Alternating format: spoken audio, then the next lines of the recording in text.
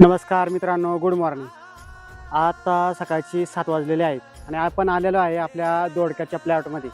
खरं तर या ठिकाणी हा दोडका 2 तारखेच्या पावसाच्या 2 एप्रिलच्या पावसामुळे पूर्ण बाग उद्ध्वस्त झाला होता. आपण म्हटलं होतं आता आम्ही त्याच रुबाबात पुन्हा उभा करू आणि खऱ्या अर्थाने आपण खरंच पुन्हा उभा केलेला आहे. आणि खरंच आज आपण जे सकाळी सकाळी जे काम हातात घेतलेलं आहे ते शेंड्या खोडणीचं काम आपण घेतलेलं. तर पहा आपण असा या ठिकाणी या दोडक्याचा शेंडा खोडणार आहोत. कारण ते इथंच शेंडा खोडायला गेला तरी इथं लगेच दुसरा दोडके, इथं बा छोटे छोटे दोडके इथं पूर्ण हे प्रत्येक याला दोडके आहे. म्हणजे याचं काय होतं, दोडकाचं जर शेंडी खोडणी नाही केली तर त्या ठिकाणी आपल्या पिकावरती परिणाम होतो. कारण पूर्ण ह्या एका एका झाडाला कमीत कमी आजही जर पाहिलं तर 30 ते 40 दोडके आहेत फक्त शेंडे. अजून तर पहिले फक्त एक हार्वेस्टिंग हाताळलं आहे फक्त. आणि यापुढे आपला बाग आता इथून पुढे चालू झाला आहे. आपण म्हटलं होतं का 1 मेच्या नंतर हा माल चालू होणार आहे, पण तो थोडासा लवकरच झाला. पण तरी पण आपला बाग हा चांगला या ठिकाणाला बघा, पानं कुठली याच्यावरती रोगराई नाही, म्हणजे डावणी नाही, भुरी नाही किंवा नागाळी सुद्धा या पानावरती नाही. आणि एकदम काळोखी एक चांगला बाग आपल्याला या ठिकाणी आलेला आहे. आणि इथं पाहू शकता आपण की पावसाने हा बाग आहे ना, हे बघा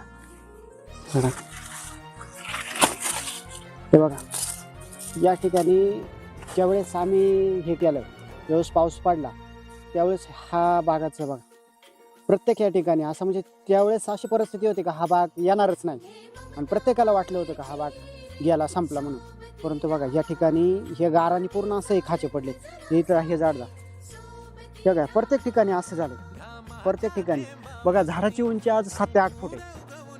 म्हणजे आपण हा बाग गेलेला पुन्हा त्याच रुबाबात आम्ही त्याच जोमामध्ये पुन्हा आणलेला आहे. कारण तर खर्च औषधाचा भरपूर झाला आपल्याला. परंतु आता मे महिना असल्यामुळे मे महिन्याच्या पुढं बाजार हा भरपूर वाढणार आहे.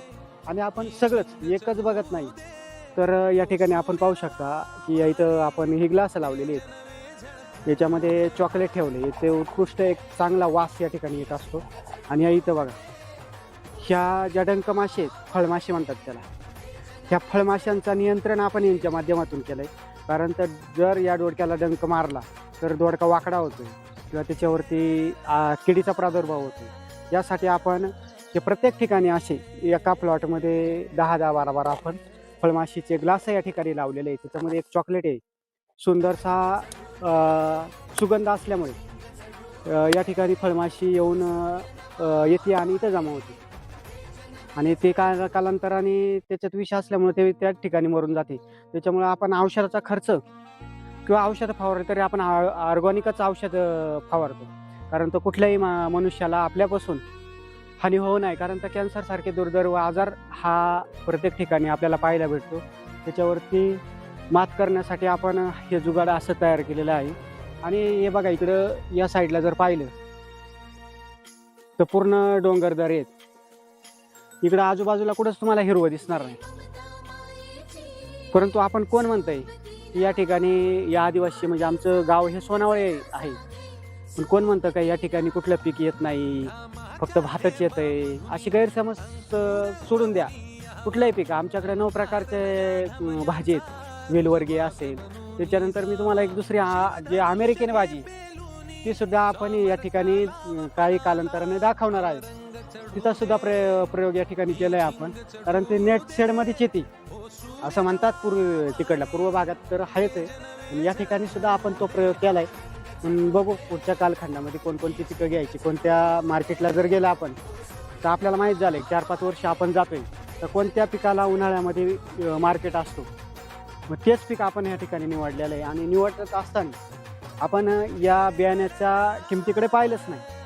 कारण तर हा दोडका जर पाहिला तर कमीत कमी त्याची किंमत 100 ग्रॅमला 1400 ते 1500 रुपये ह्या दोडक्याची किंमत. परंतु बाजारात पाहिली तर पावशेर म्हटला तरी तुम्हाला पार 200, 300, 250 रुपयाला भेटतो 100 ग्रॅमची. कमीत कमी आता इथं 5 पुड्या बसल्या तर कमीत कमी येतं 6 ते 7 हजार रुपयांनी बियाण्यावरतीच खर्च आहे आपला. त्यामध्ये खतं असतील, मल्चिंग पेपर, तुम्हाला कुठेही इथं गवत दिसणार नाही.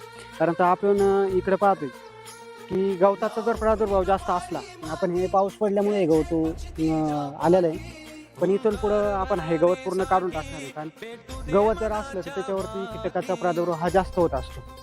म्हणून आज या ठिकाणी आपण ही बाग या ठिकाणी उभं केलेली आहे. आणि इथं हे बघा आपले बालगोपाळ सुद्धा इकडे शेंडा फोडण्याचं काम केलं आहे.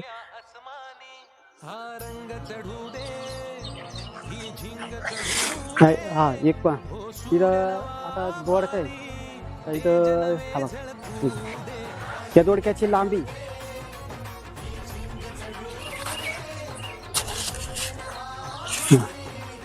आता कमीत कमी हा 1 फुटाचा ते 1.5 फुटाचा दोडका होणार आहे. आता हा 1 फुट असेलच, हा 1 फुट आहेच. पण अजूनही याची उद्या आपल्याला हार्वेस्टिंग करायची आहे, त्याच्यामुळे हा अजून 1.5 फूट वाढणार आहे. प्रत्येक आहे बघा, प्रत्येक ठिकाणी हे दोडके असे ठिकठिकाणी लागलेले आहे. तर 2-2 दिवस 8 दिवस आपण याची फवारणी करत असतो तिथं. हे पूर्ण अशा पद्धतीने या ठिकाणी दोडके पूर्ण एका झाडाला म्हटलं तरी 25-25, 30-30, 40-40 दोडका आलेले आहेत. आता हे इथं बघा हे असं वाकडं होतं, आपण काय करतो हे काढून घेतोय.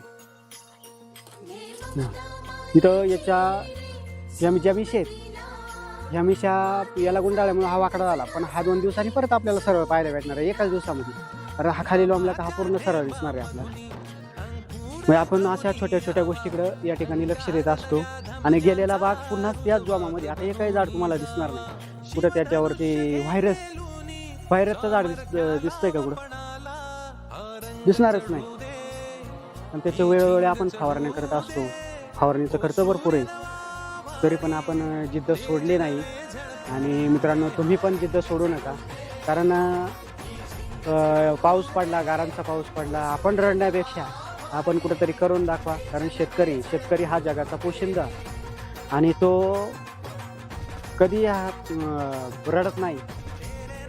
तो पुन्हा जोमात त्याच कामाला सुरुवात करत असतो. तसंच आम्ही पण सगळे मिळून, आमचा सगळं परिवार मिळून आम्ही या ठिकाणी पुन्हा त्याच जोमात आणि त्याच रुबाबात पुन्हा हा बाग फुलवलेला आहे. धन्यवाद. तुमचंही आम्हाला असंच सहकार्य राबू द्या. आमचं आरोही यूट्यूब चॅनल तुम्ही पुन्हा पहा आणि तुमच्या इतर चॅनल तुम्ही पाहण्यापेक्षा किंवा नाचगाणं पाहण्यापेक्षा या आमच्या शेतकऱ्यांचं छोटासा चॅनल पहा, त्याला सबस्क्राईब करा.